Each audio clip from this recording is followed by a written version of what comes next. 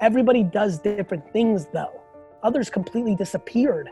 That's And the reason I'm not true. bringing them up is because they disappeared because they weren't good in their Oof. soul or their capabilities.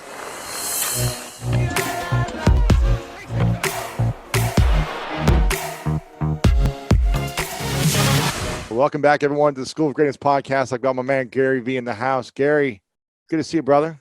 Great to see you, man. You're looking good. You know, the thing that I appreciate it, you're looking lean yourself. The thing I appreciate about you the most, that most people don't know about, is I've known you since 2009. And what people don't know is that I am the all-time thumb wrestling champion of the world.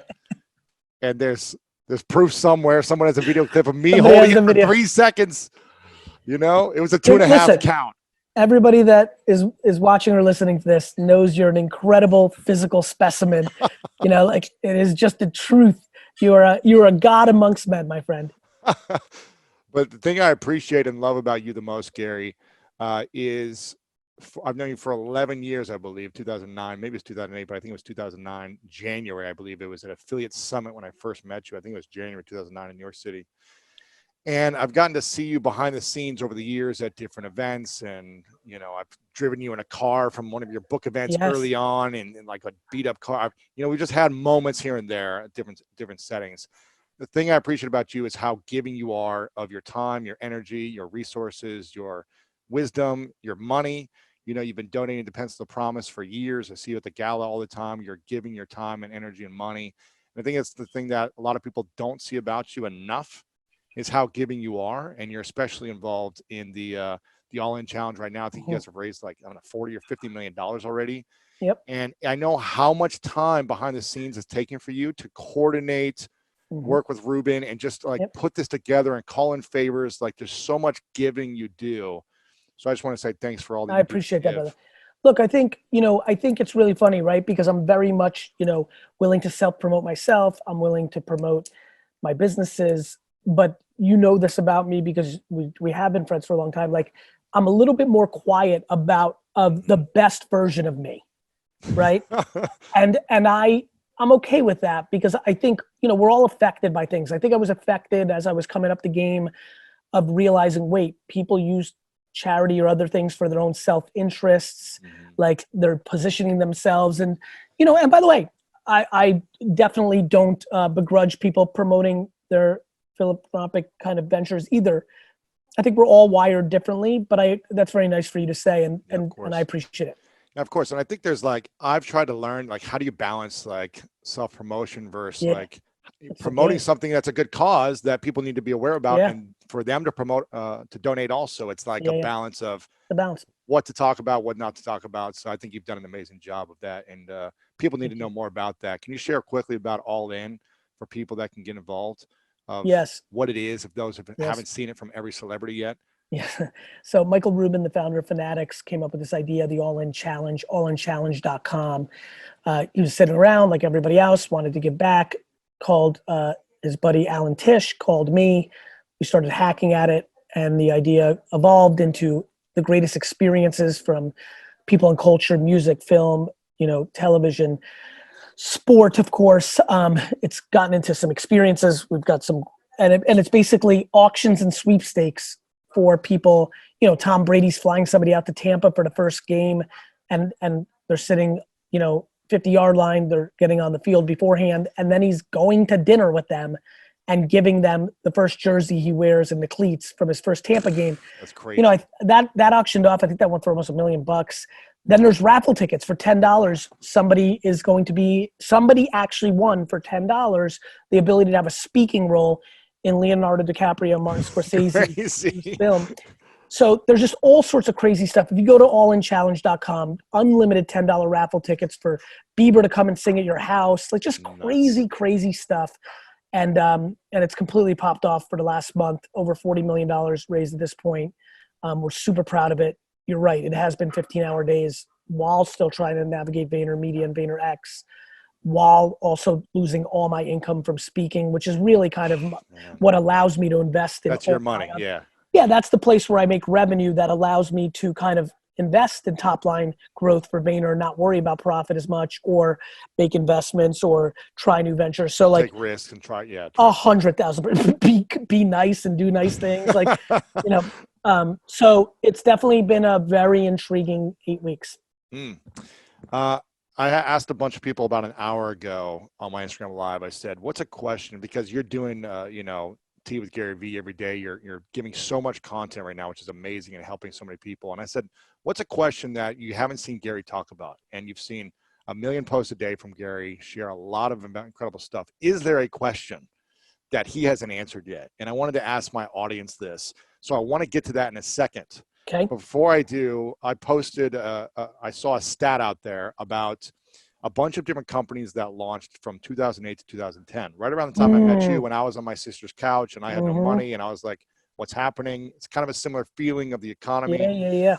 And some of the startups that founded back then, Uber, Airbnb, Slack, Pinterest, WhatsApp, Square, Venmo, which you're an investor in, and they have blown up in the last decade. I'm curious, what are the ideas or businesses that should be created today moving forward that in 10 years we'll be looking back at the next crisis and saying, this is the companies that were started in 2020.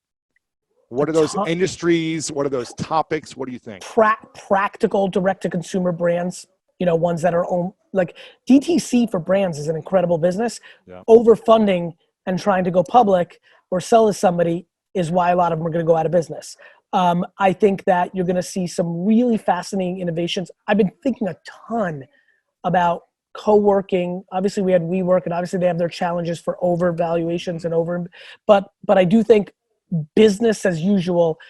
I mean, geez, talk about, like, I've been thinking about things like, for just small entrepreneurs, like create a business about renovating home offices to be epic, because the amount of people that are going to work 1 to 2 times a week from home is going to be so just like, think about if you're a carpenter, right? Like you just brought up all the billion-dollar things, and honestly there's never a bad time to start a great business. And the Travises and all the other people the companies you just mentioned, those are individuals that had that talent. The reality is that's the 1% of the 1% of the 1% of the 1%. The reality is you and I have audiences that will listen to this and watch this, that are really great entrepreneurs that are destined to build $500,000 a year businesses. If you're a general contractor or a handyman or woman, positioning yourself as a home office specialist right now, I couldn't even imagine. You probably could go from being a $35,000 to $50,000 a year person with 1 or 2 projects to like $1 million person, because that is clearly coming. Yeah. So that's on my mind. Little things like I saw AJ bought for our entire family some sort of like keychain ring that helps you, ring doorbells and put keys into I do think, like people are about to be germaphobed out in perpetuity, similar to 9/11. Which sucks for me because I'm a very other way, like hug, kiss, slobber on someone's face. Like, yeah, I'm very like don't wipe down anything when I get on a plane. Like, let's share drinks and eat hot dogs together. Eat off, honestly, eat off people's food.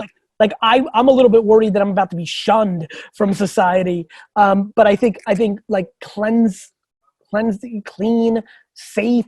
Those are gonna be great. I mean, somebody should create a high-end hand sanitizer business. That's true. That's true. So I think there'll be some trends. And then back to the point I made, a good business is always a good business. For example, opening a restaurant immediately after this sounds insane, except if you're opening up a great restaurant. Yeah. It's interesting. I'm in LA near Beverly Hills, and I'll drive down this side street with Sprinkles Cupcakes. I don't know if you've heard of Sprinkles. Of course, Cupcakes. know it well. It's amazing. Well, all these restaurants are shut down, or they're like doing their own version of delivery or whatever it may be. Sprinkles Cupcakes had an ATM machine 5 years ago, before its time, where you can go at any time of the day and get a cupcake out of the ATM machine, fresh, made that day. I tell you, I kid you not, there's a line down the street in Little Santa Monica of people at Sprinkles all day long just getting out of this ATM machine. And people are in there all night working because they can't supply the demand fast enough. So something innovative like that. Listen, my dad a year ago said, hey, you're helping all these companies. What about helping old dad out? And I launched Wine Text, right, which I've been promoting very heavily. and it's an innovation. You know, you get a text, you reply with a number. Anybody who's listening that's into wine, if you really buy wine on the internet, you have to go check out winetext.com. You sign up, you put your credit card in, it takes 2 minutes, and then you get a text every day and you reply with 4, 5, 2, 1, 12. And it's like Brandon hired 9 people today for Wine Library because, you know, obviously alcohol sales are exploding, Yeah. but on top of that, this is above and beyond because the innovation is so strong. What is the direct result from you guys implementing that for this new kind of business for Wine Library? How is that? It is, I'll tell you exactly. I don't have the exact math. I actually have a P&L meeting tomorrow. Roughly, it's going to grow the business by 30 to 40%. From last year, just one initiative. One initiative. Wow. And that's do you guys use Community for that? You know what, we don't, because the way we structured it, Community wasn't far enough along. Obviously, I'm an advisor and use Community for my personal brand. We built a middleware between our platform and broadband.com, and it's like it was custom built with our dev team at Wine Library, but it's just working and innovation. And by the way, let's call a spade a spade. Wine Library, has been declining for a decade because I'm not there. And then now, one idea is going to it's going down 5-10% a year or whatever. And now, boom, let's get it back to where it was 10 years ago. Wow. I think there's a chance next year, if this keeps going the way it's going, we'll be at heights we've never been. Wow. One idea, one execution. And what is it? It was my observation 18 months ago that people are willing to get marketed to on text more in America than they were 5 years ago. Mm-hmm. It's brilliant. Now you've been teaching this for years about shifting your perspective, shifting your mindset, having self-awareness. You've been teaching this for years, and people don't listen when times are good. Correct. They stay stuck in their mindset or their fears. Correct. I'm afraid to launch this, put this out there. How do people shift their mindset even in a horrible time for most people when they can't even do it during a great time? Easy. My stuff does better during bad times. Crush It. They have to. Right. You and I hung out during the Crush It book signing. That's when you drove me. Crush It hit a nerve because people needed it. 2009, right? Right. And that's when hustle was good. And then hustle during good times becomes manipulated into burnout. But I promise you right now, I don't use hustle anymore because I understand how the word got mutated into leading to anxiety, and so I don't want that. So I changed it. Even in Crush It, I talk about 9 to 5, making $40,000 a year, being happy. But I promise you, hard work is about to be put on a pedestal again. Huge pedestal. I mean, what is it? 20, 30 million people unemployed. Like, people are gonna be grateful just to have an opportunity. A job. That's right. That's it. I think people are still in a little bit of a shock/fake environment. If we get back to normal in September, I'm just going to be, and I know we won't be back to normal. Let's just talk about January. If, God willing, we're back to real kind of normal in January, I think by Valentine's Day, people are going to walk around and be like, oh, wait a minute. There's some real lasting ramifications. Big time. Big time. I can't get a raise. I can't get a job. Yeah, I'm just hearing people who are in key positions are getting 20, 30% cuts, even if they are the key player. And they're irreplaceable. It's kind of like this. I said, Gary's like, somebody said to me, Gary, that's not fair. I'm like, let me give you an analogy. You are in a forest, a tree falls on you and it's on your leg, and you sleep there for a day and you're in big trouble. And a ranger comes along and tries to help you. And she says to you, listen, you're going to have to cut off your leg to live. You're cutting off your leg. Mm-hmm. Business owners and, funds and banks, they don't want to, and companies, they don't want to lay these people off. They're their legs. They love them. If everything was okay, they wouldn't have. They don't want to ask all their executives to take a 30% decrease, but that's cutting off your leg. Otherwise you die. Yeah. People are just so funny with this kind of like ideology, like, okay, or the business goes out of business. Yeah. Either we have no money. Yeah. Yeah. What's been your biggest fear in all of this? Or do you feel like you're pretty fear-proof at this moment with everything you've been through? I'm fear-proof because I'm willing to go to zero. Yeah. You can live on in a small apartment and, live at your parents' house. I really can, man. Yeah. I don't know what else to say. Like, this has proven it to me even more. Any 0.0001% of me that thought, well, I've been saying this for the last 2 years, am I full of shit, has completely gone away. Yeah. Like, I don't fear because I don't value things and money. My biggest fear is my parents getting sick. Mm-hmm. Like, my biggest fear is like somebody getting sick and dying, nothing else. Like business, I can always, like, I'm too capable, right? Like, you know, back to the thing you brought up, back to why you were an Olympian, back to like why you beat me anything when we were on Summit at Sea, ping pong, like Basketball. whatever, basketball, Ping like pong. you aren't worried when it comes to sport, Mhm. you know, your mind just goes into, this is going to be a good situation for me. Yeah.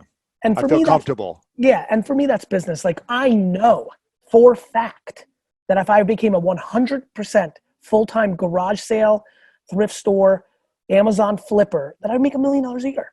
Yeah. I know that for fact. So what the hell am I? Yeah. And that doesn't take into account that I've built a brand. And sure, my brand would take a hit if all my businesses went to zero. But the reality is America's funny, man. Like there's people following and helping OJ Simpson. There's, you know, Wolf of Wall Street. Like this is a country that gives second, third, fourth chances regardless. Mm-hmm. And so like, I'm already at a place right now where between brand and capability and humility, I'm bulletproof. I believe that. This is a question from one of my audience members that asked me. His name's Chris Turcott. His name, Chris. I know Chris. Chris Turcott, I think his last name Yeah. is. He said he doesn't hear you talk about this much. Favorite thing about being a father? That all the good things that I'm doing for the world with my advice and my wisdom, I get to actually do for a human that's going to get the purest execution of it, deepest execution of it. And I get to watch it from coast to coast. And so, and just like that, and just like pure love, right? Like my daughter got a 53 out of a 50 on a Spanish test. So we went to get the, you know, check in on the school stuff. Like I'm bringing it up right now. The pride was like, and remember me, right? Like fuck school, like that's her game and it works for her. And I just sat there and I was like, I was, you know, like every parent that's listening right now knows they're blown away by the pride that comes along with a child, you know, and then just really knowing that I also have my own self-esteem. So one of my favorite parts is knowing that I'm not going to fuck it up from making them do things. Like if my kids if they start nonprofits and give away all of the family's money, I'm going to be proud of them as long as they're happy. I don't need them to be an entrepreneur. I almost don't want my kids to be entrepreneurs because I don't want them to have to live in the shadow or try to climb the mountain I'm creating now. The pressure Yeah, of like living up to dad. Yeah. I mean, Lewis, you know, we're young. Like, you know, my little guy is turning 8 in August. Like in 10 years, he's 18. You and I hang out with 18-year-olds in business. Right. How old are you right now? 37. Good. You're gonna be 47, slightly older than I am right now. And you're gonna know Xander for real. Right. I'm gonna be like working with them. I mean, exactly. And then if the way the chemicals played out, if he's not of my entrepreneurial cloth, that's going to run through your mind, just like it does with me, with other. I mean, I've met a lot of famous people, accomplished people's kids, and I don't even like judgment and don't even think about it. But I'd be lying if I didn't say after you have a meeting with somebody, you're like, oh, okay, that's how they're different than their mom or their dad, right? Yeah. It's so cliche, and so like I want them to be happy. And if, by the way, if they do what I do, which is I looked at my dad, and by the way, coming from zero and look at what my dad built, you know, in our little Russian community, that was like a big deal. And I wanted to climb that mountain and build. And if my kids look at my bigger mountain and say, I'm going to climb that mountain, I'm going to cheer them on / not big the outcome. They're not getting a $50 million check. They're not getting a $5 million check from me. They're going to get the relationship graph, which already gives them a huge upload because Uncle Lewis is going to give them 100,000 for their, but you know, listen, there's no way to completely create fake environments unless they want to do the fucking John Travolta, you know, Nicolas Cage face rip thing and change your name. So, but I definitely think that, the best part is just building it, just like a business, building that relationship, but building it with hands off instead of building it with hands on. I think parents build too much with hands on. Would you want your kids to repeat your same insane amount of work ethic? If that makes them as happy as it makes me. Yeah. And I want them. You wouldn't want to expect it from them though. No, I don't expect it from anybody, to be frank. I think I'm really in rarefied air of like deep obsession with my process and enjoyment and lack of anxiety from it and lack of burnout from it. I think I hit my crescendo. I think I'm more of an artist. I don't think people realize that business women and men are actually there's a certain version of us that are artists that genuinely like this more than anything. Like singing, like Beyonce's a workaholic. Yeah. Like Kobe was a workaholic. Obsessing Like, over their craft, their art form, their yeah. expression. Yeah. So for me, like we demonize it in entrepreneurship and corporate life, but we don't in art. We put artists, oh, he's in the studio all the time. Wow. Painting all the time. Wow. Cooking and traveling the world to buy food. Wow. Business. Oh, he's going to burn out. He's going to suicidal. Why It's is that? too, Is that just because of the old way of thinking, like getting burnt out in the corporate world of doing a yeah. job you hate? Yeah, And yeah, money. I don't think people like Mark Teixeira made $213 million playing baseball, but if some entrepreneur makes 30 million, they get demonized. It's just culture. And it's okay. Yeah. Like, I don't think that's wrong, right, or indifferent. It's just the obvious observation, Yeah. right? We demonize the startup founder or the businesswoman much, much more than the entertainer that makes way more money. Mm-hmm. What was the greatest lesson that you talk about your parents a lot, which I think is amazing, that you constantly speak about them as your mentors and heroes, Yeah. even now? It's not like you Yeah. said it for a few years. You say it Yeah. every day or week or Because month. it's true. What is the greatest lessons that they taught you about you being who you are now, which I already know the answer, but I want everyone else to hear. And what is the thing you wish they would have taught you that you teach to your kids a little bit differently? Very good. I do think my parents, for me, and they parented all three kids a little bit differently, but they're like, they were such workaholics. Both my mom was a stay-at-home mom, but like did everything. And I think people very much underestimate stay-at-home moms as workaholics. Like, she just worked her face off, no help, No breaks. no breaks. We were all spoiled kids from the fact of laundry and doing our bed, and she cooked everything. And then my dad came home late and cooked for her. Like, she worked her face off. So they could have created a little more balance. We only took 2 family vacations. So they taught me work ethic, kindness, everything I am is them.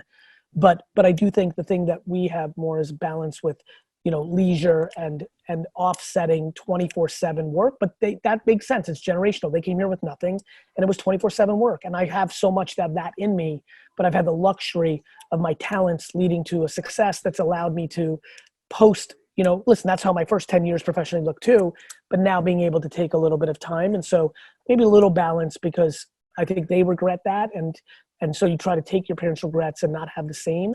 Yeah. And so I look at that. That's cool.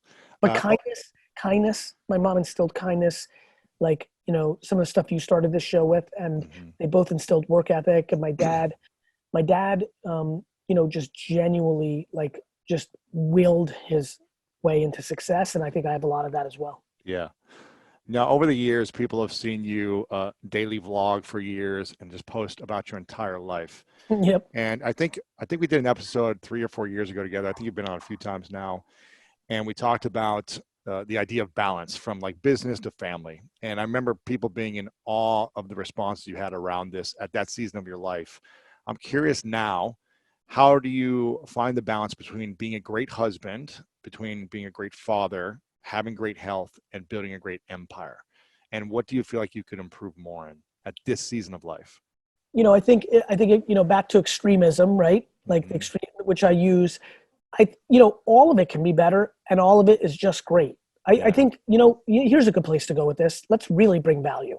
So you can go back, 4 years ago and listen to like how I think about extremism going hard and then vacationing hard, and it's all there. I think what this has evolved into is something a little bit deeper and more important that I hope really brings somebody value right now, which is stop beating yourself up and stop judging yourself. We all go through chapters, right?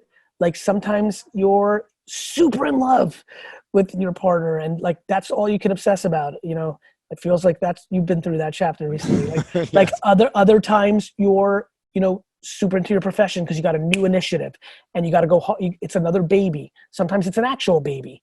And by the way, for some people, the first 2 years are actually super boring because the baby does nothing. And it's okay to not be like blown away and spending every second. On the flip side, if you just can't believe this little miracle and you need to like work out, like, I think this comes down to judgment. Stop beating yourself up. There is not even a close framework for what's right. Everyone's balance is massively individual, and more importantly, balance ebbs and flows forever. For example, my kids are starting to get into, I'm like, they're going to be teenagers one day. Like if they double their age, you know, all of a sudden they're 20 and 16. And I'm like, what? Like, you know, like, and immediately I go to things like, oh, they can go on business trips with me. Wait a minute.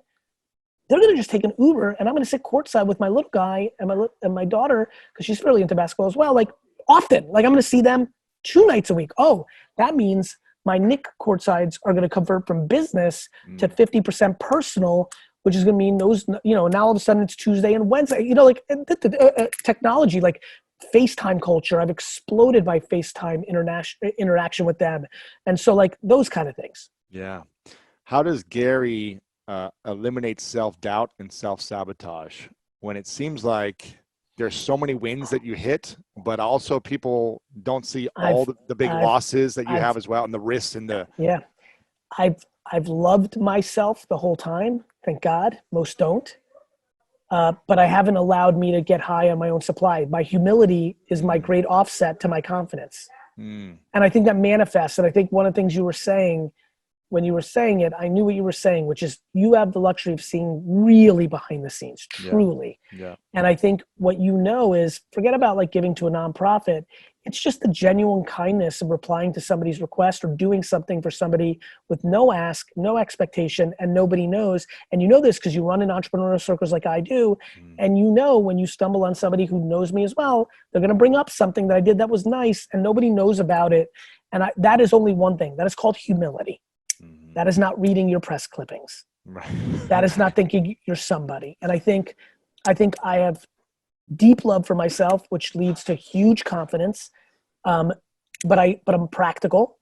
So I don't try to overextend myself, which should keep me away from being losses. But there is no doubt. Like I think things through, and if I lose, I lost. But I'm never doing anything for any other reason than I think it's right. And that leads me to a place where I'm not very vulnerable, because when you start doing things to impress the girl or to keep up with the Joneses, or you're jealous of somebody else's success and you want to close the gap on their net worth on their Google search, or all the dumb shit that people are like thinking about, you become vulnerable. I mean, so many people are I mean, listen, there's some big personalities that are going to get smoked out over the next 12 months that like have played the part on Instagram. They're going to lose. They just are. Yeah. I also think if you're focused on like chasing the money game of competing against someone financially, and you make the wrong decisions, then you start to take things personally, get defensive, get angry at people that aren't making you money or whatever. It just, everything becomes an attack. So let's hypothetically say if you lost $1 million bet on a business or an investment or whatever, and I've got one that's going to happen soon. So go ahead. And it went to zero. It's going to. How do you tell yourself, I still love myself, this doesn't, affect my self-confidence? Because I knew the vulnerability was other people. I did the most I can. I was stretched in more than I wanted to be, which didn't allow me to really fix it along the way. I just didn't have, you have too many plates in the air. And I focused my energy on things that are so fruitful that are going to offset that million loss. It's an L. I don't want it, but it's real. Wow. And I think also, do you go into the mindset of knowing like, this could be 100 million or it could be zero, and you're okay if it's zero, or do you still? I go into everything thinking it's going to be zero. Really? Yeah. It really makes it. Why do you think? Notice, doesn't that make sense? Now all of a sudden, I go in with no hope, no expectation, no expectation. I don't do it for my kicks and the giggles. I think it's going to work. Yeah. If I'm running it, it's going to work because that's what I'm good at. But almost everything I don't run. I don't run Pure Wow 137. Harwood does. I don't run Vayner Sports. AJ does. I don't run Vayner Speakers. Zach Nadler does. I'm impacting the living shit out of those businesses. You're influencing them. Yeah. Oh, in a real way. Yeah. But push comes to shove, I don't make those decisions. And so, and I support my partners in crime. And so that's kind of how it is. Yeah. I think when did you start VaynerMedia? Was it 2010, 2011, 2009? 9. So I was in the office. I think it was Soho when there was like 6 people in there and a ping pong table. Sunshine Suites. And I remember at one point, it must have been 2011 or 12. That's right. When you said somewhere in an interview, maybe it was with me or somewhere, a speech, you said, you know what? We were okay as an agency the first couple of years. Like we actually were like not that good. I think you even said like we were okay. Yeah. We weren't great. but now we're really like, we're great after 3, 4, 5 years of in the business. What would you feel like is the thing that you regret the most over the last decade, or one of the hardest challenges within the agency that you had to face? Maybe that's 2 questions there. No, there's several things there. One, the biggest challenge I had to face was about year 6, 7, 6. I was creating entitlement because I was putting too much on my own shoulders. What do you mean by entitlement? I was making it too easy for everybody and people got entitled. Within the company? Yep. So you were saying, I'll take this on, I'll take this on? In the macro, I was creating so much top line revenue and everybody was getting raises like crazy. And I was creating such a great culture that I made us soft, which is wild. Because you were doing the sales and the pitching and everything yourself? I was impacting so much that 300, 400, 500 people had it too easy. And we had to do like a 35-person layoff because I just got to cut the fat.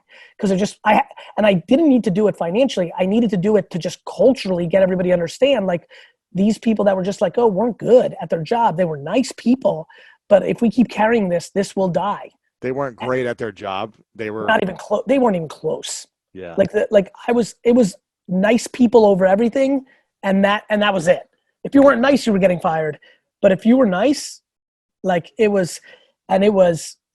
was tough. And it was tough for me to realize, wow, on Tea with Gary Vee, on keynotes and interviews, on the stage, I have great candor and accountability, but in my own shop, I wasn't candorous enough.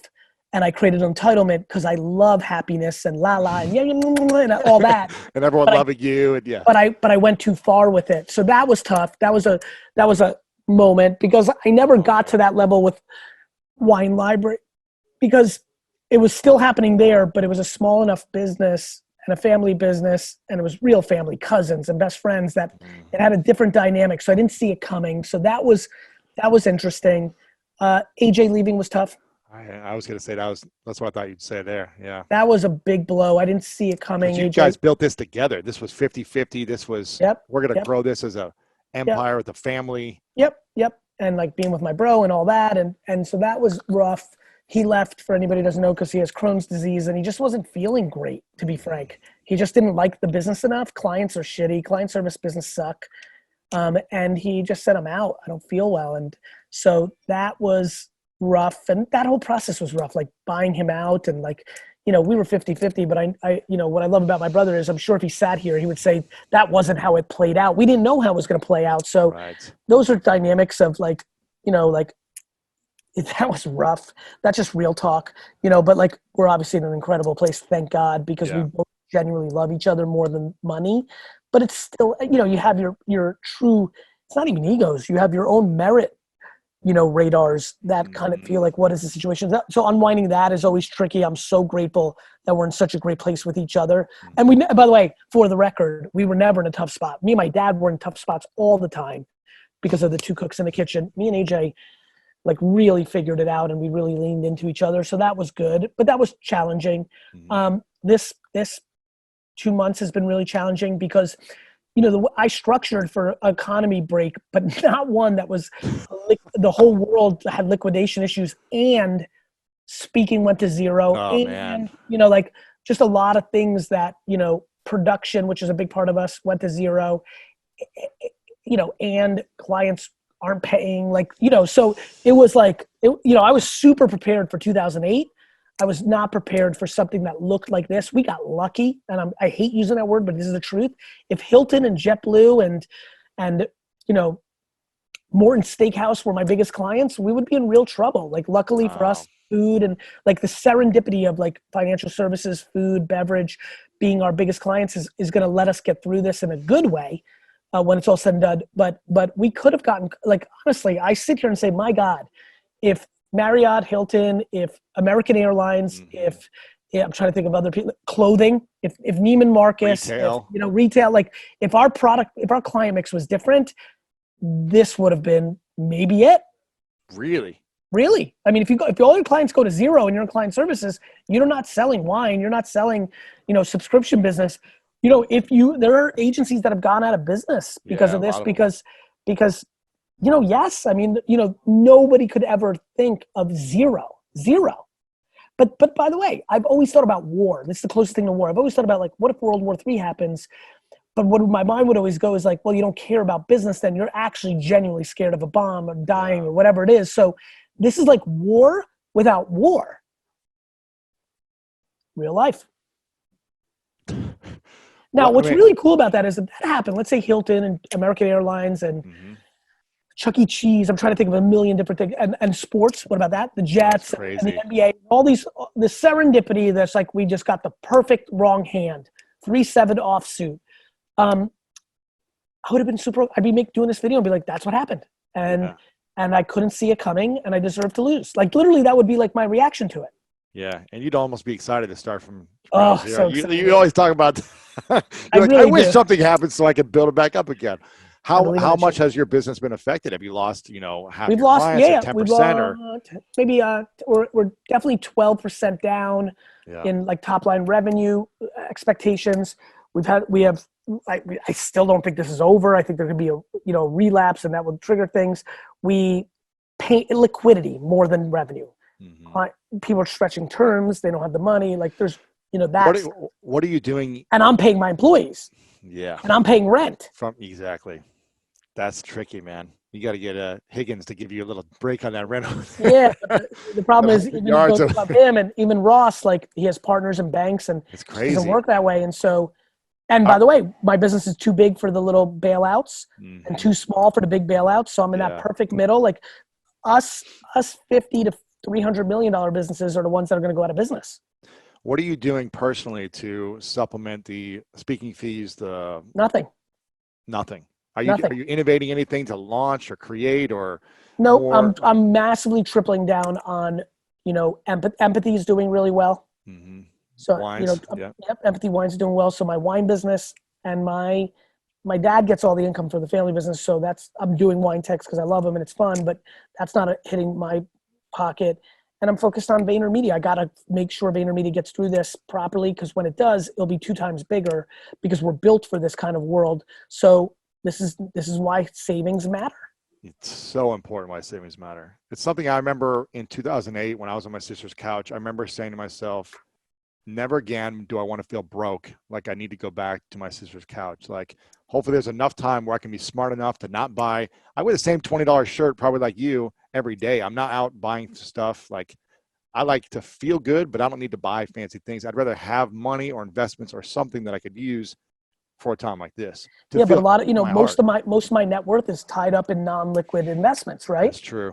So, investments is fine. But like the one thing that made me feel good from day one is I have a certain amount of money in the bank that is just to me, like, do not touch.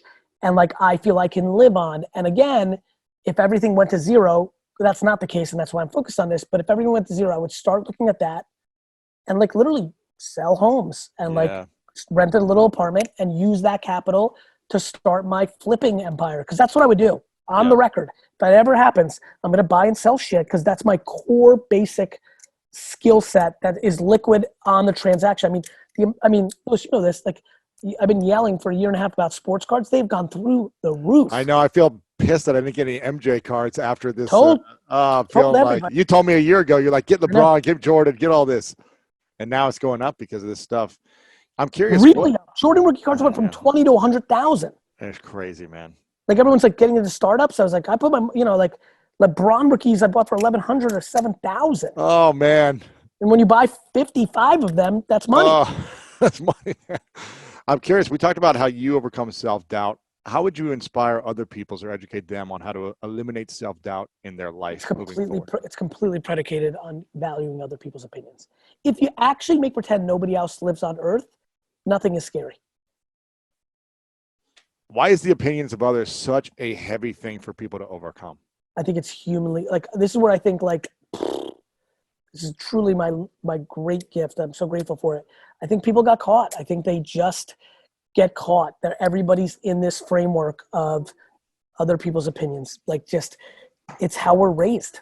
Like, how do we train ourselves to get out of it if it's something for 10, 20, 30 years, 50 years we've been living that way? The same way I trained at 38 and a half that I have no way of taking care of my health. I don't like eating habits. I don't like exercising, and just pounding. Every day, everybody should, this is why I put out so much content.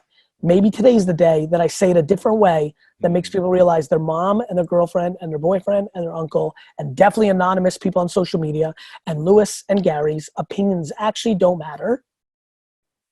Wow, the liberation to then actually do shit. And now you're doing shit full throttle because of whether you win or lose, it doesn't matter. You can't hear the cheering. This is why I'm trying to get people out of hearing the cheering. It's my newest thing in the last year or two. I'm like, wait a minute, right.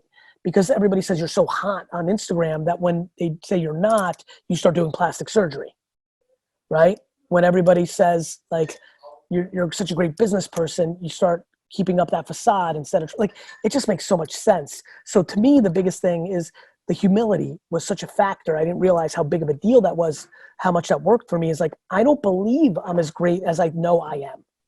Like my logical side knows that I'm up to something, but I just don't internalize it. I won't let it penetrate my soul.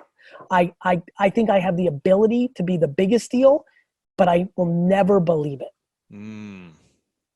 That's powerful. Yeah, I think, even I've never said it that way. Like I even like, thank you. I was like, literally when you, like, I got to clip that for Instagram. Like, like that's what it is, man. I really genuinely think, and you know this about me, like, I think I can be the guy. Like, I think Bezos and Zucks and Elon will make so much wealth during this time. But I think the way I'm going about it, I think I can be that entrepreneur's entrepreneur when it's all said and done in the end. And I think, even if you look at what's happening with me, you've been along for the ride, like over the last 2 or 3 years, I can feel, I know, because I'm a branding guy, like the brand is in a different place. It is. I've separated a little bit. You know what I mean? Yeah, you have. And I'm like, okay, well, I'm 44 and I'm like fucking, you know what I mean? I love the stories of like Colonel Sanders at 50 launching like KFC. It's like they take off at 50. It's like you're just getting started. Sidney Frank started Grey Goose in his 80s. You haven't even got started yet. I really believe that. This is the preseason. By the way, I think I said something similar to you on a personal note not too long ago, because I remember thinking, like, watching you from afar, like the ebbs and flows. Like, a lot of I was on an interview the other day, and somebody said, Gary V, you did a really, really good job. You were super early on podcasting, saying all this stuff. And I said, oh, stop on podcasting. Because my homie Lewis and, and some of these other characters, Jordan, and, all these Art of Charm, right? And fucking Pat Flynn and fucking, and others, Dumas, right? Like others, I'm like, they were a little earlier. Ferris, like they were earlier. I'm like, I've done a fine job, but like, and so I think about you because we're friends, and I'm like, okay, he really wanted, like, podcasting was that thing that took you to the next place. And what, and obviously I made the nice reference earlier. Like, I love seeing you being in your relationship life. You're putting that out there a little bit. And now I'm like, okay, it's just fun to think, like, I wonder what is it going to be? Or is he, like, where is he in his life? Like, is he going to have another chapter? Yeah. And that's what's fun about this, right? Like when I think back to like early, Twitter, like Chris Brogan, right? He was big, Guy Kawasaki and Twitter. Right. And both of them are still doing their thing. Everybody does different things though, right? Like some people, those two haven't, others completely disappeared. The reason I'm not bringing them up is because they disappeared because they weren't good in their soul or their capabilities. And I remember thinking in 09, 10, 11, when I was popping for the first time, I'm such a loudmouth. I have so much energy. I cursed. I remember knowing, and this was absolutely true, a lot of people thought that I was going to be kind of like this phoenix of like, and then disappear, because it just didn't seem, quote unquote, sustainable. Yeah. And I remember thinking, man, I remember then thinking, wait till they see in 10 years where I sit. And it's happened. And I think, man, wait till people see where I'm going to be in 10 years from today. You're just getting started. I feel like, okay, I spent the last 10 years of foundation work, researching, like trying stuff, making mistakes. Some things working well, like figuring it out, reinventing, really trying to find my true lane. Yeah. And okay, now I can get started. Yeah. It's like, all right, now let's do something cool. And let's build off of what we've built with the personal brand and leverage it. Look what I did in 11. I went all in on VaynerMedia. Everybody thought I was stupid. Why didn't I raise a fund? Why didn't I start a startup? It seems super left field, but a lot of those homies in Silicon Valley, their startups failed and they're gone now. Right. They're too big about valuation and now stock plummeted. And now I have a marketing foundation that's a fucking supernova. And you can launch anything. Anything. You got the engine to launch a product. Empathy Wines is a meaningfully successful direct-to-consumer wine brand that John and Nate run. It's crazy. Interns. Software and a couple of interns. Yeah, but they were interns. Now they're 10 years under my watch. Mm-hmm. Now they're executives. Wow. Ballin'.